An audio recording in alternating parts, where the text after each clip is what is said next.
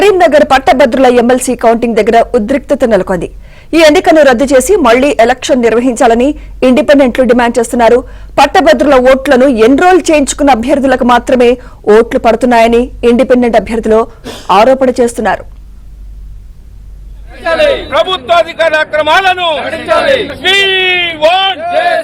Independent అభ్యర్థుల ఎన్నికల అధికారుల కుట్ర నీతిని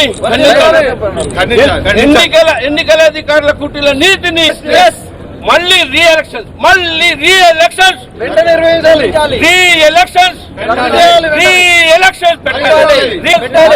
ఇండిపెండెంట్ అభ్యర్థుల ఐక్యత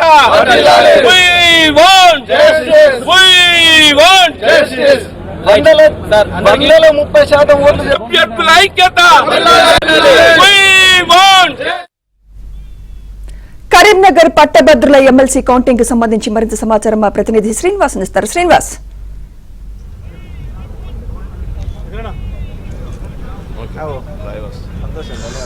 సుమిత్ర, మొత్తంగా కరీంనగర్లోని ఎమ్మెల్సీ ఎన్నికల కౌంటింగ్ హాల్ వద్ద పెద్ద ఎత్తున ఇండిపెండెంట్లు ఆందోళనకు దిగుతున్నారు. ఎందుకంటే తమకు పోలైన ఓట్లు, ఎందుకంటే లోపల కౌంటింగ్ జరుగుతున్న సమయంలో జంబ్లింగ్ విధానం, అంటే ఈ వ్యాలిడ్ ఇన్వాలిడ్ ఓట్లను సపరేట్ చేస్తున్న క్రమంలో ఎక్కువ భాగం ఇన్వాలిడ్ ఓట్లు వస్తున్నాయని, పట్టభద్రులకు అవగాహన కల్పించడంలో అధికారులు విఫలమయ్యారు, అందుకే రీ ఎలక్షన్ పెట్టాలని ఇండిపెండెంట్ అట్లా కూడా డిమాండ్ చేస్తున్నారు. మనతో చాలా మంది ఇండిపెండెంట్లు ఉన్నారు. కరీంనగర్, నిజామాబాద్, ఆదిలాబాద్, మెదక్ పట్టభద్రులకు సంబంధించి మొత్తం 56 మంది బరిలో ఉన్నారు.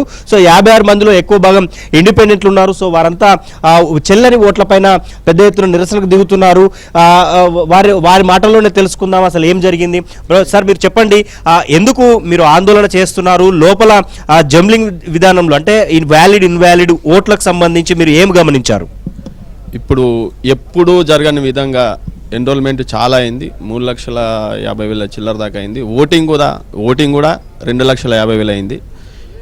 ఈ ఎలక్షన్లో కూడా చెల్లని ఓట్లు కూడా అత్యధికంగా ఉన్నాయి. అంటే ఇది ఓటర్లు ఈసీ అవగాహన చేసింది అని అనుకుంటే, మరి చెల్లెని వరకు ఎన్ని కౌంటింగ్ చేశారు? అంటే ఎన్ని ఓట్ల వరకు, ఏ బూత్ వరకు కౌంటింగ్ చేశారు? ఎన్ని ఇన్వాలిడ్ ఓట్లు వచ్చే అవకాశం ఉంది? 160 దాకా, 170 దాకా బూతులు ఓపెన్ చేశారు. 35,000 ఓట్లు చెల్లని ఓట్లు అయినాయి. అంటే మా డౌట్ ఏంటంటే, 1 వేసిన గ్రాడ్యుయేట్ మ్యాక్సిమం తెలుస్తుంది, 1 వేసిన క్యాండిడేట్ వేసారు. దీన్ని చెల్లకుండా చేయాలంటే రౌండ్ ఏదో మిస్టేక్ జరిగిందని మేము అనుకుంటున్నాం.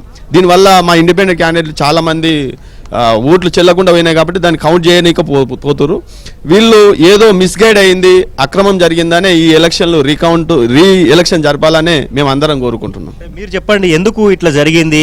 35 పోలైన 2,50,000 ఓట్లలో 160 బూతుల ఓట్లు బయటికి తీస్తే 30,000 ఓట్లు ఇప్పటి వరకు దాదాపు ఇన్వాలిడ్ వచ్చినాయి. అంటే అర్థం ఏంటి? ఇంకా చాలా దాదాపు 1,00,000 పైచిలకు ఓట్లు లెక్కించాల్సి ఉంది. అంటే వాటిని జంబ్లింగ్ చేసి వ్యాలిడ్ ఇన్వాలిడ్ గుర్తించాల్సి ఉంది.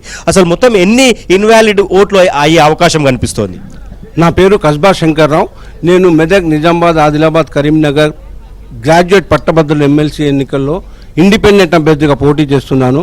ఇక్కడికి వచ్చిన తర్వాత ఈరోజు కౌంటింగ్ అని చెప్పిన తర్వాత మేము ఇక్కడ వచ్చి మా ఇండిపెండెంట్ సోదరులతో అందరితో ప్రతి బాక్స్ దగ్గర ఎన్నికల ఓట్ల లెక్కింపు ప్రక్రియ జరగడంతో మేము చూస్తున్నాము. వాళ్ళు లెక్క పెడుతుంటే చెల్లని ఓట్లు అంటూ, చెల్లే ఓట్లు అంటూ సపరేట్ చేయడంతో ఇంతకుముందు 1 గంట వరకు మా నోటీస్కి వచ్చింది 25,000 నుండి 30,000 ఓట్లు చెల్లని అని తెలిసింది. ఇంకా ఇప్పటి వరకు 1,50,000 డబ్బాలే ఓపెన్ అయినాయి. ఇంకా 300 డబ్బాలు, అంటే ఒక 100 ఇంకొక 1,00,000 ఓట్లు లెక్క పెడితే దీన్ని బట్టి చూస్తే మా అంచనా ప్రకారము 60 నుండి 70,000-80,000 దాటేటువంటి చెల్లని ఓట్లు దాటే పరిస్థితి ఉంది. కాబట్టి ఇంత పెద్ద దాని వెనుక ఏదో కుట్ర దాగి ఉందనేది మేము ప్రధానంగా భావిస్తున్నాం. ఒకటి, మీ డిమాండ్ ఏంటి? మా డిమాండ్, ప్రధానమైనటువంటి డిమాండ్, ఇక్కడ ఉన్నటువంటి ఎన్నికల అధికారి ఎవరైతే ఉన్నారో కలెక్టర్, ఆమె రాజకీయ పార్టీలకు, ప్రభుత్వానికి అనుకూలంగా పనిచేస్తున్నట్టు మేము భావించాల్సి వస్తుంది. నెంబర్ 1, ఆమె మీద తగిన వెంటనే ఎన్నికల అధికారులు నిర్ణయాలు తీసుకోవాల్సింది. ఆ తర్వాత మేము అవసరం అనుకుంటే న్యాయ పోరాటం చేస్తాం, కోర్టుకు పోతాం. దీని మీద ఛాలెంజ్గా మేము కేసులు వేస్తాం.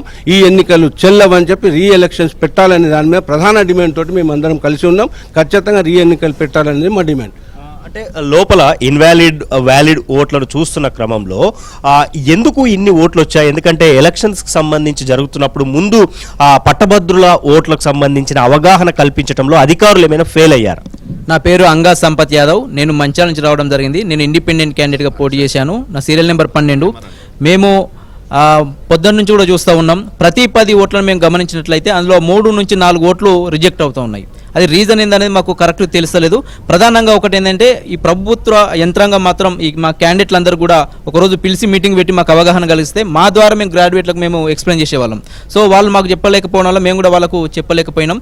సో కొంతవరకు గ్రాడ్యుయేట్లు తప్పిదాం అనుకున్నా కూడా ఇంకొంతవరకు మాత్రం అక్కడ కొంచెం మిస్ గైడ్ చేసినట్టు మాత్రం అక్కడ కనిపిస్తూ ఉంది. దీని మీద పూర్తిగా ఎంక్వైరీ చేసి సరైన నిర్ణయాలు తీసుకోవాలని మేము కోరుతూ ఉన్నాం. ఎందుకంటే ఒక గ్రాడ్యుయేట్ ఓట్లే కాదు, ఈ మన బ్యాలెట్ ఓట్లు కూడా వాటిని కూడా గమనించాం. దాంట్లో కూడా పోస్టల్ బ్యాలెట్ కూడా మేము చూసాము. అందులో కూడా రిజెక్ట్ జరిగినట్టు మాకు కనిపిస్తూ ఉంది. క్లియర్గా మేము అబ్జర్వ్ చేయడం జరిగింది. మా డిమాండ్ అంతా కూడా ఒకటే, రీ-ఎలక్షన్స్ కండక్ట్ చేయాలని మేము అందరం కూడా గట్టిగా డిమాండ్ చేస్తూ ఉన్నాం. అంటే దాదాపు మొదటి ప్రాధాన్యత, రెండో ప్రాధాన్యతకు సంబంధించిన అంటే ఏ అంకెలు ఎక్కువ కనిపించాయి, మేజర్గా ఏం రాయటం వల్ల ఆ ఓట్లు రిజెక్ట్ అయ్యాయి, ఇన్వాలిడ్ ఓట్లుగా పరిగణిస్తున్నారు? ముందుగా నా పేరు లంటు చంద్రశేఖర్. నేను all India Kisan Janata party తరఫున నేను రిజిస్టర్ పార్టీ తరఫున పోటీ చేశాను, సీరియల్ నెంబర్ 10. అయితే ముఖ్యంగా మేము ఉదయం నుంచి గమనిస్తుంది ఏంటంటే చెల్లని ఓట్లు చాలా భారీ స్థాయిలో వస్తున్నాయి. ఈ చెల్లని ఓట్లలో ప్రధానంగా ఇండిపెండెంట్ కానీ రిజిస్టర్ పార్టీ వాళ్ళు కానీ ఎక్కువ సంఖ్యలో ఉండడం ఇది ఆందోళన కలిగించాల్సిన అవసరం ఉంది. కాబట్టి నేను ఏం చేస్తున్నామంటే చాలా మంది ఒకటి వేసిన తర్వాత రౌండ్ చేస్తూ ఉన్నారు, తర్వాత టిక్ చేస్తున్నారు. ఈ టిక్కు వాళ్ళు ఓటర్స్ వేసారా లేకపోతే ఇంకెవరు వేసారా అనేది మాకు డౌట్ వస్తూ ఉన్నది. ఎందుకంటే ఈ స్థాయిలో ఎప్పుడు కూడా మా ఎన్నికల చరిత్రలో ఉన్న ఈ స్థాయిలో చెల్లకుండా పోయినటువంటి ఓట్లు పెన్నుతో కూడా వేసినట్టు తెలుస్తోంది. పెన్నుతోను కొంతమంది వేశారు, తర్వాత కొన్ని పెన్స్ కానీ అలౌ లేదు కదా, ఎన్నికల సంఘం ఇచ్చిన మార్కర్ తో మాత్రమే వేయాలి కదా. అవును, ఎన్నికల సంఘం ఇచ్చినటువంటి పెన్నుతో మాత్రమే వేయాలని దీని పూర్తి స్థాయిలో ఓటర్కి అవగాహన కల్పించట్లో ఎన్నికల సంఘం పూర్తిగా విఫలమైంది. మొదటిగా ఏంటంటే రోమన్ సంఖ్య వేశారు చాలా మంది, తర్వాత కొంతమంది ఏసీ నెంబర్ మొత్తం సంఖ్య 1 2 3 4 5 వేసుకుంటూ మళ్ళీ 1 2 3 4 5 అట్లా ఇచ్చారు, డబల్ ఇచ్చారు. అట్లా చాలా మరి ఓటర్కి అవగాహన లేకపోవడం మూలంగా వీళ్ళ ఎలక్షన్ కమిషన్ నిర్లక్ష్యం గురించి పూర్తి స్థాయిలో ఓట్లు చెల్లకుండా పోయినాయి. దీనివల్ల పూర్తిగా మా అభ్యర్థులమైనటువంటి 56 మంది అభ్యర్థులు మేము ఉన్నాం, రిజిస్టర్ పార్టీ వాళ్ళు ఉన్నాం, తర్వాత మేము ఇండిపెండెంట్ అభ్యర్థులు చాలా మంది ఉన్నారు. వీళ్ళందరూ కూడా నష్టపోయే ప్రమాదం ఉంది. కాబట్టి దీని పట్ల ప్రభుత్వం వెంటనే స్పందించి దీన్ని రీ ఎలక్షన్ పెట్టాలని చెప్పేసి మేము డిమాండ్ చేస్తాం. బ్యాలెట్ పేపర్ ఏమైనా క్లియర్ గా కనిపించిందా? దానివల్ల ఏమైనా తప్పిదాలు జరిగి ఉంటాయంటారా? నేను జర్నలిస్ట్ విక్రమ్ రెడ్డి వేముల, నేను ఉపాధ్యాయులు అండ్ పట్టభద్రుల స్థానం 2 స్థానాల్లో పోటీలు ఉన్నా. ముఖ్యంగా ఏంటంటే మీరు గుర్తు చేసినట్టుగా బ్యాలెట్కు సంబంధించినటువంటి వెరిఫికేషన్ టైంలో ఈ టీచర్స్ అయితే గుట్టు చప్పుడు కాకుండా సంబంధించినటువంటి బ్యాలెట్ వెరిఫికేషన్ చేశారు. మాకు ఆ రోజు నుంచే అభ్యంతరాలు మొదలవుతూ ఉన్నాయి. 16 తారీఖు నుంచి 15 నుంచి మేము నిరసన పర్వం ఈ ఐడి కార్డు క్యాండిడేట్కు సంబంధించిన ఫైనలైజేషన్ అయిన టైం నుంచి మేము ప్రతిదీ డిమాండ్ చేస్తే తప్ప ఈ యొక్క ఎన్నికల అధికారి, ముఖ్య అధికారి అయినటువంటి రిటర్నింగ్ అధికారి నిమ్మకు నీరెత్తినట్టుగా బాధ్యత రాహిత్యంగా తను వివరిస్తూ ఉన్నది. పూర్తిగా యంత్రాంగం విఫలమైంది. తను నైతిక బాధ్యత వహించి తప్పుకోవాలి. దయచేసి ఎన్నికల యంత్రాంగాన్ని మేము ఒకటి అప్పీల్ చేస్తున్నాం. ఎన్నిక పూర్తిగా అబాసు పాలవుతా ఉన్నది. 100కు 25% పైచిలకు ఓట్లు ఇప్పటికే దొడ్డు లెక్కనే మాత్రమే జరిగినట్టయితే ఒక 25,000 పైచిలకు ఓట్లు అంటే ఇది ఎన్నిక పూర్తయ్యే నాటికి. మొత్తంగా ఇండిపెండెంట్లు ఆందోళన చేస్తున్నారు, రీ ఎలక్షన్ జరపాల్సిందే అని డిమాండ్ చేస్తున్నారు. ఎందుకంటే పోలైన ఓట్లలో ఎక్కువ భాగం ఇన్వాలిడ్ ఓట్లు వస్తున్నాయని, ఈ ఎన్నికకు అర్థమే లేదని చెప్తా ఉన్నారు. ఎన్రోల్ చేయించిన అభ్యర్థులకు మాత్రమే ఓట్లు పడతాయన్న ఆరోపణ కూడా చేస్తూ ఉన్నారు. సో ఖచ్చితంగా ఈ నిర్లక్ష్యానికి అంటే ఆ ఇన్వాలిడ్ ఓట్లు ఈ స్థాయిలో రావడానికి కారణమైన ఎన్నికల నిర్వహణ పైన అధికారుల మీద కఠిన చర్యలు తీసుకోవాలని, అవసరమైతే తాము న్యాయ పోరాటం చేస్తామని ఇండిపెండెంట్లు అయితే చెప్తున్నారు. Right, thank you Srinivas.